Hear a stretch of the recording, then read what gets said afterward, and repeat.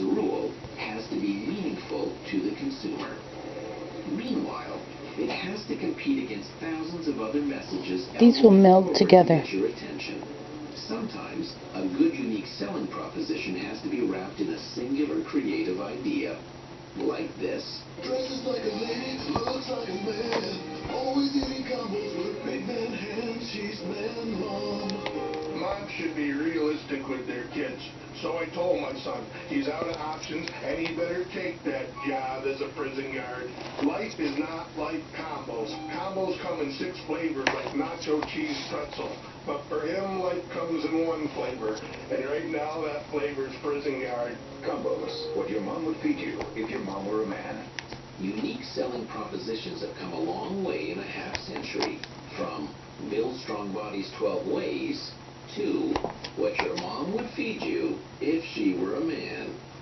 Combos is a much-lauded U.S. campaign from TBWA Chi-State, New York, which illustrates another rule.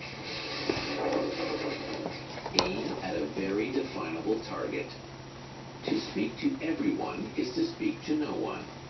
Done right, you can speak in an appropriate language and in terms of common experience.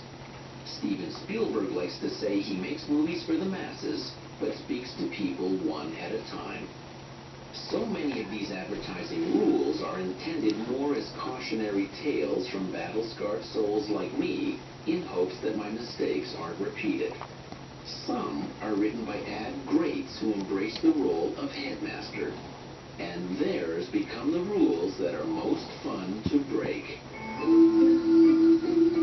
My name is Terry O'Reilly, and this is the Age of Persuasion.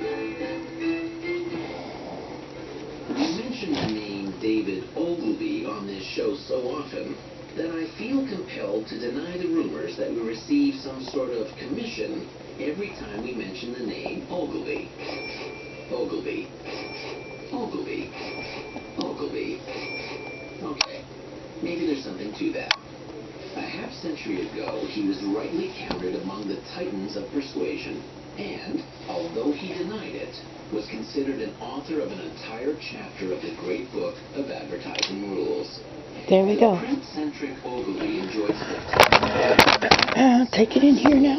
that later generations Two of them here. sophomore Flea Calendula flowers. with great success, often without. He sneered at the use of reverse type ads. That's white lettering on a black background, because he felt it was hard to read. He disliked sans serif typefaces and all caps print, because he felt it was hard for the eye to scan. Yet, the cover of his wonderful And this one, but I don't have enough room on the shelf for this one. is dominated by So I have to figure something out in there. all caps sans serif. While the book is a treasure, Ogilvy confessed that he knew little about creating effective radio ads, and on page 113 proceeded to prove it.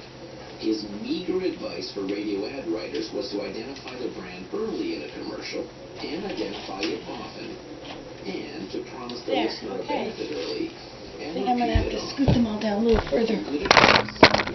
I'll bring you in.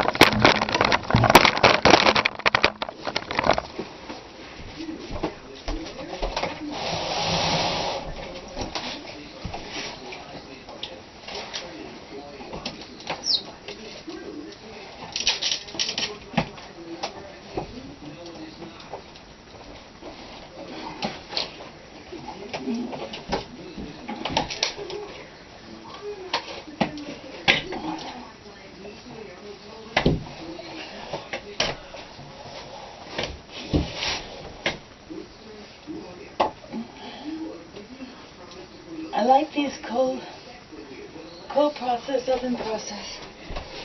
Those are good.